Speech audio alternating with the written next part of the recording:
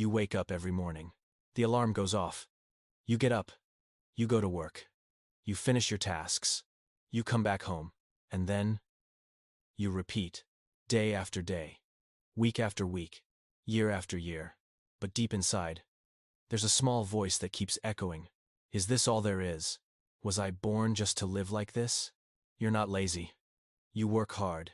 You earn a living. Maybe you even have a house, a car, a family. People look at you and say you're successful. But inside, you know something is missing. An emptiness. A void that money cannot fill. That status cannot reach.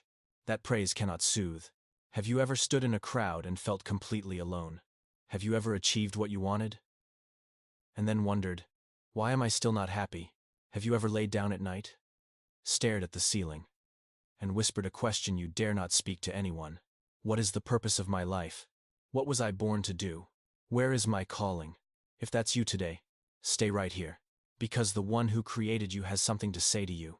Maybe you don't realize it, but you're carrying burdens that were never meant to be yours. You're chasing money, thinking that when you have enough, you'll find meaning. You're chasing status, thinking that when you get promoted, you'll feel complete. You're chasing recognition, thinking that when others admire you, you'll know your worth. You're chasing a bigger house.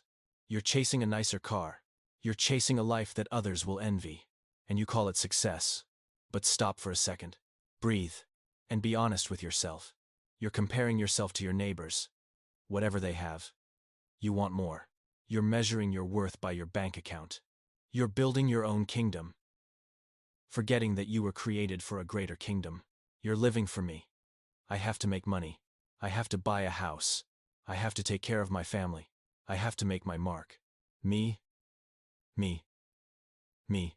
And in the middle of all that, me, God has no place. His kingdom is never mentioned. His calling is set aside. You seek everything else first. And if there's time left, energy left, money left, then maybe you'll think about God.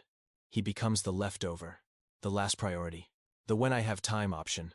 And that is exactly why you feel empty. That's why you're exhausted even though you have so much. That's why you're successful but still failing in your soul. Because you're looking for your calling in places where it doesn't exist. You're building your house on sand. You're pouring water into a bucket with no bottom. You're running, running, running, without knowing where you're running to. But in the midst of that emptiness, in the midst of those unanswered questions, there's a call that echoed over 2,000 years ago. And today, that call is still for you. Jesus said in Matthew chapter 6, verse 33, "But seek first the kingdom of God and his righteousness, and all these things will be added to you."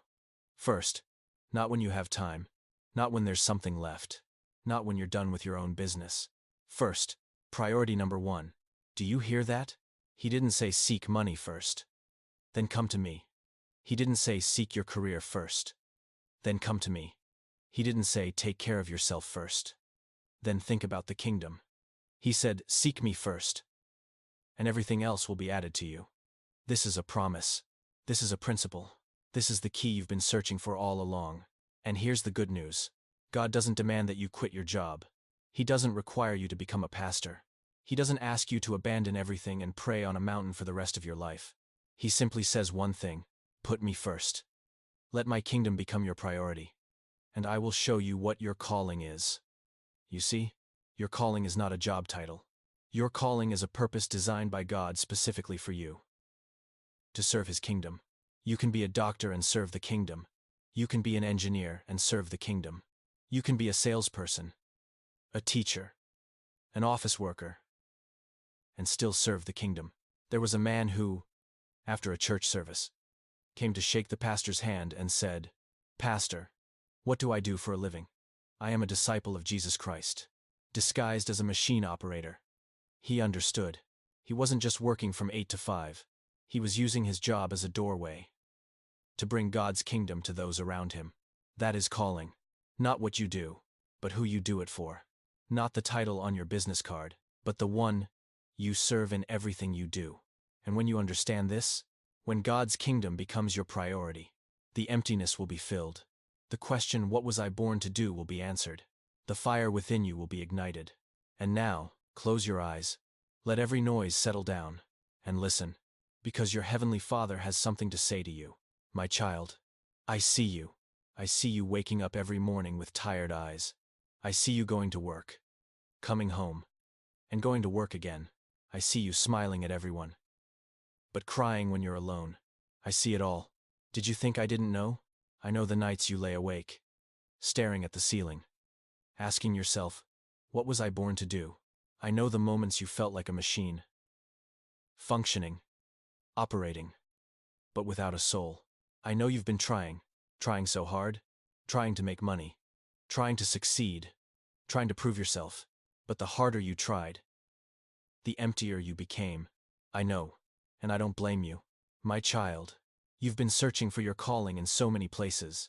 You searched in your career, but your career gave no answer. You searched in money, but money remained silent. You searched in the recognition of others, but praise only made you thirstier. You searched, and searched, and searched, never knowing that what you were looking for was right here all along, in me, in my kingdom, in the purpose I placed within you before you were even born. Do you know, before you took your first breath, I already knew your name. I already knew who you would become. I placed within you gifts, abilities, passions, not by accident. Everything I put in you has a purpose. Every ability is a piece of the puzzle. Every passion is a flame, waiting to be ignited. But you're afraid. I know you're afraid. You're afraid you're not good enough. You're afraid you're not holy enough. You're afraid you've made too many mistakes. You're afraid I'll look at you and say, you are not worthy. My child, I would never say that. Never. I don't require you to be perfect before you can know your calling. I don't demand you to be clean before you can come close to me. I don't wait for you to become better before I use you. I use you in your imperfection. I love you in the midst of your failures. I call you not because you are worthy, but because I have chosen you. Do you remember the machine operator? The one who said, I am a disciple of Jesus Christ, disguised as a machine operator. That is also you. You are my disciple. Disguised in the work you do. Whether you're a doctor or a janitor, whether you're a CEO or a security guard, whether you're a teacher or a street vendor, you can serve my kingdom. Because calling is not about your title. Calling is about putting me first in everything you do. And now, I want you to do one thing. Lay it down. Lay down the burdens you're carrying. Lay down the comparison. You don't need to be like anyone else. I made you unique. Lay down the fear of failure. In me, no failure is final. Lay down the voice that says, I'm not good enough, for my strength is made perfect in your weakness. Lay down the shame of your past. I have forgiven. I remember it no more. Lay down the pressure to prove yourself. You don't need to prove anything to me. You are my child. That is enough. Lay down your own kingdom. To step into mine. Lay it down.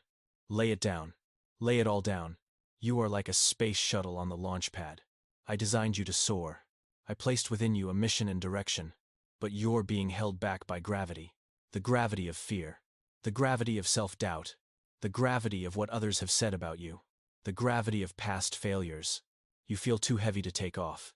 But my child, you only need one thing, and I am the one who ignites. When I set fire within you, no gravity can hold you back.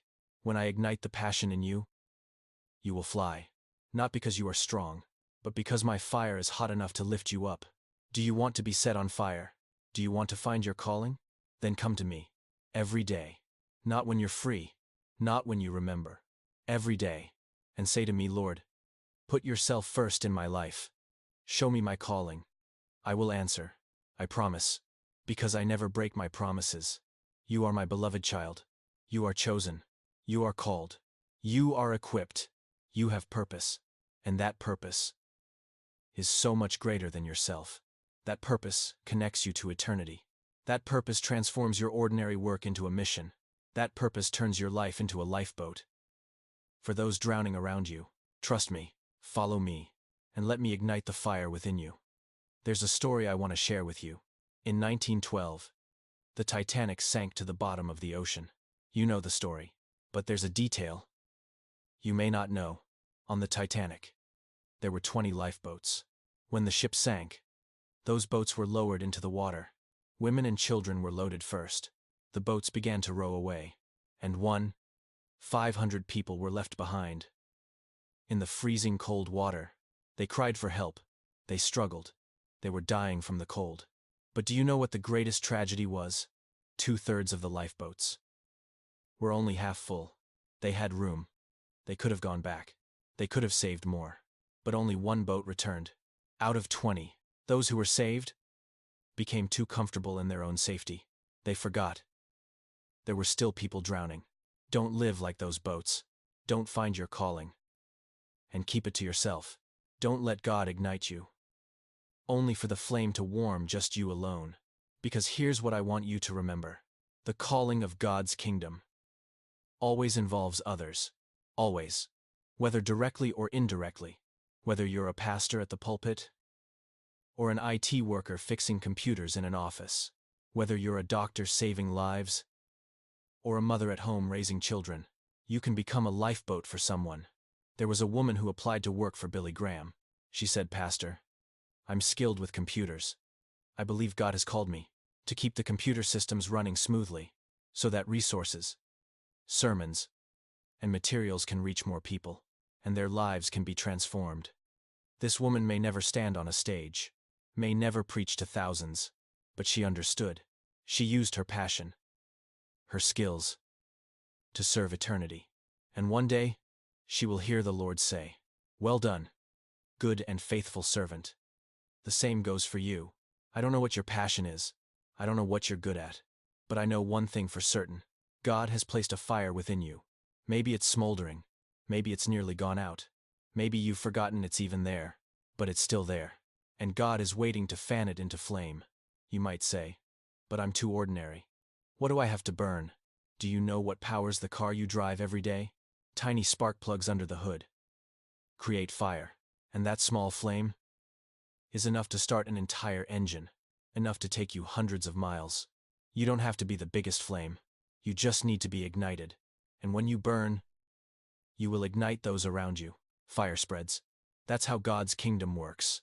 So today, wherever you are, however you're feeling, whatever you've been through, I want you to know, your emptiness is not greater than the calling God has for you. Your fear is not stronger than the fire He wants to ignite in you. Your past is not heavier than the future He has prepared for you, and the gravity holding you back is not greater than the Creator lifting you up.